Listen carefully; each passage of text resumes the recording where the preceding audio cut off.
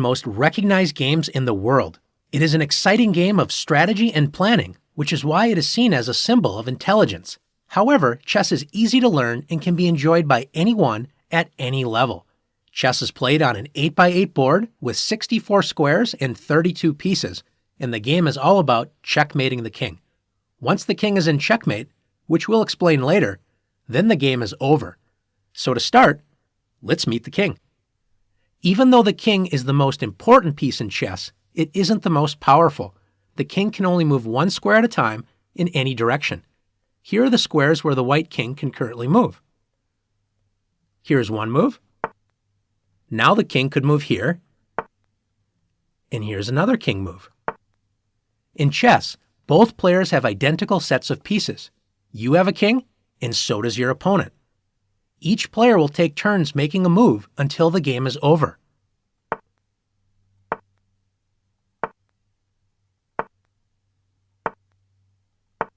Now that you've learned how the king moves, it's your turn to practice moving the king.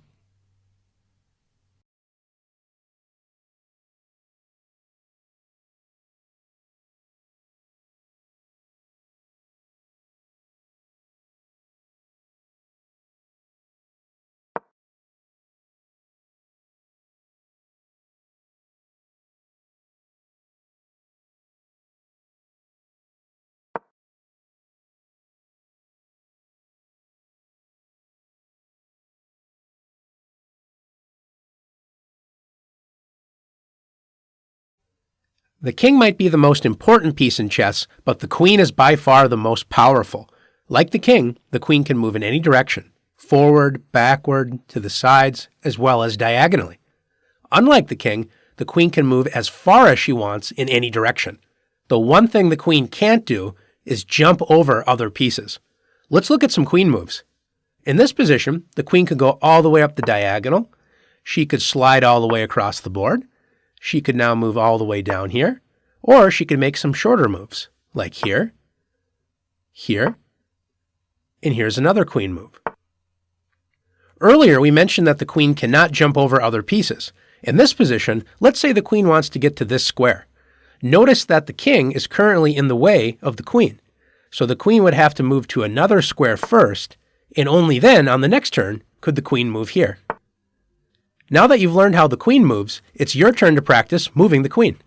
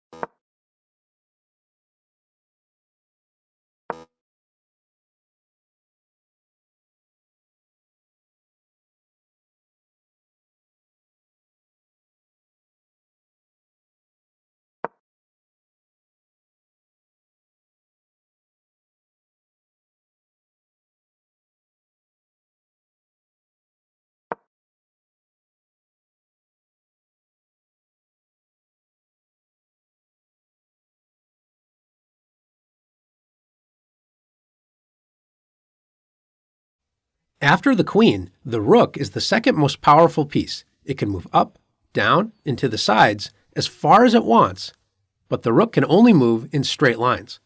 Like the other pieces we've looked at so far, the rook also can't jump over any other piece. Let's take a look at some rook moves.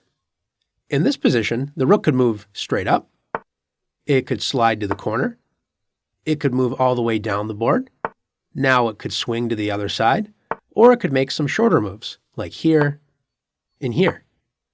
Now that you've learned how the rook moves, it's your turn to practice moving the rook.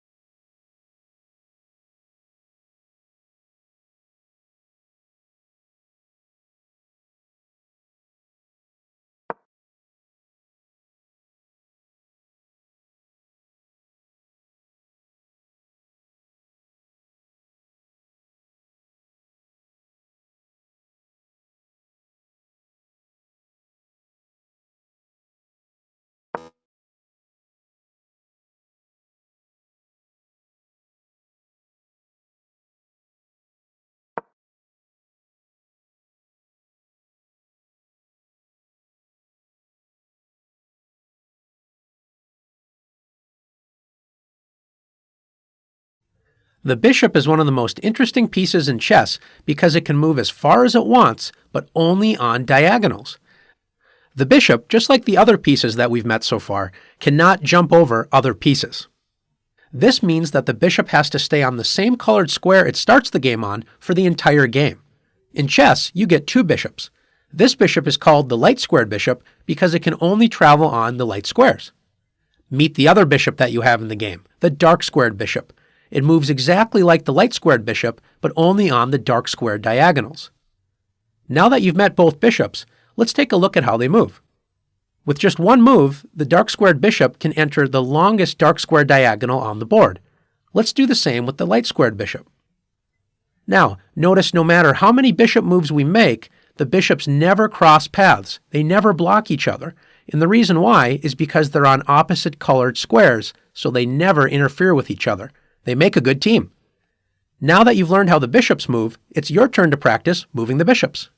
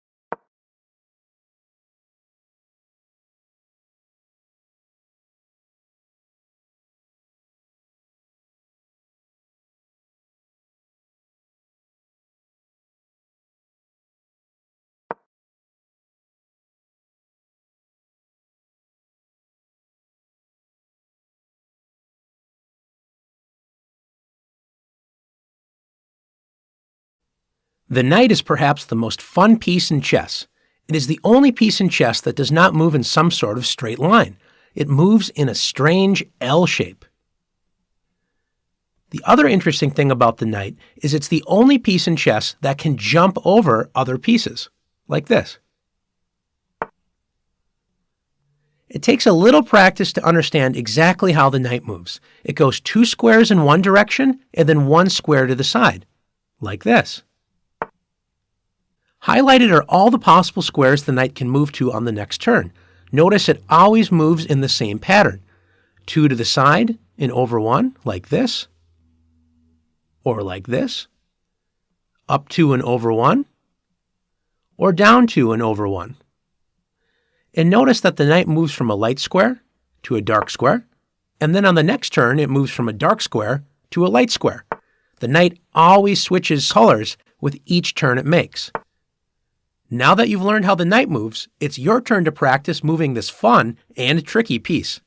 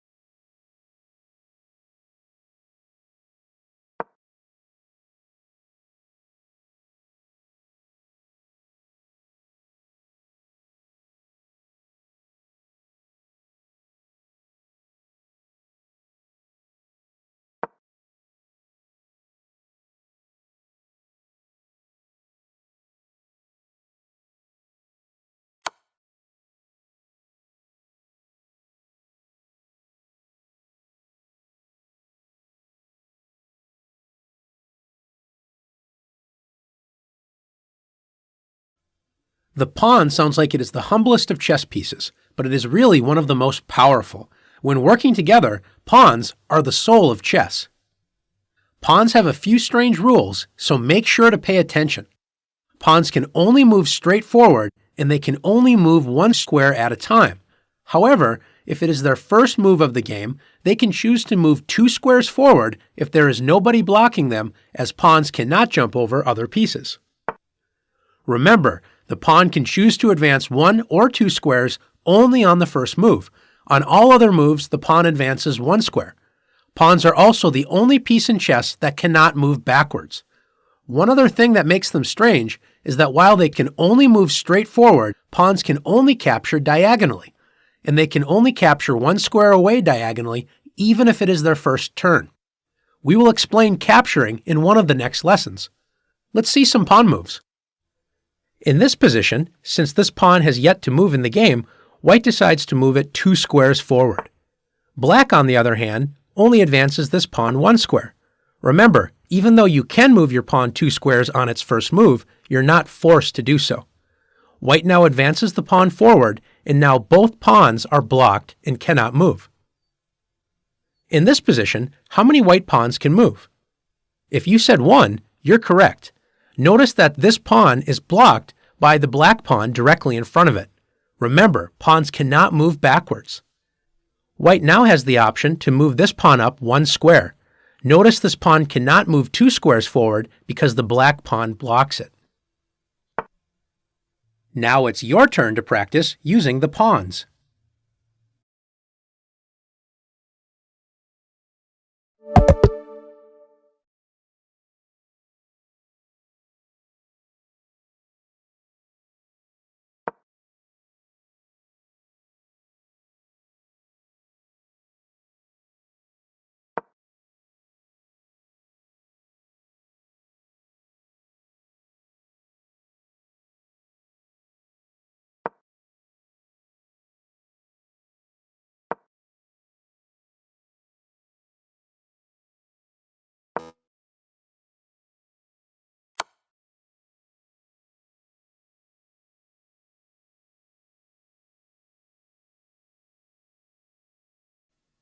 Remember, your pawns are the only pieces that cannot move backwards, so what happens when they reach the other side of the board? They get a promotion. You must trade your pawn for another piece. It can be a knight, a bishop, a rook, or the powerful queen. It cannot stay a pawn, and it cannot become a king. Also, it does not have to be one of the pieces already captured in the game. Every pawn has the potential to be promoted into a queen. You could trade it for another queen and have 2 queens on the board, which is incredibly powerful. Now, let's practice promoting some pawns.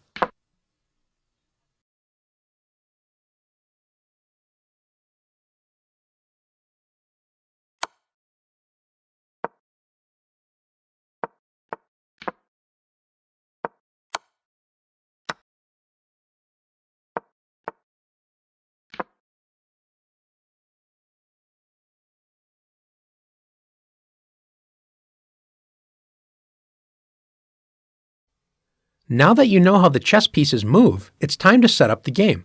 Before you put the pieces on, make sure you turn the chessboard so that there's a light square in the bottom right corner. You can remember this as white on the right. The easiest way to start placing the pieces is to place all of the pawns on the second rank for each side. In chess, rank is the word for row. Let's put all of the white pawns on one side of the board and all of the black pawns on the other side. Now let's put the rooks out in the corners. Let's follow that up by putting the knights next to the rooks. We'll soon learn that the knights are placed on the B and G files. In chess, file is the word for column. To continue, let's put the bishops next to the knights. And now we're left with the king and the queen.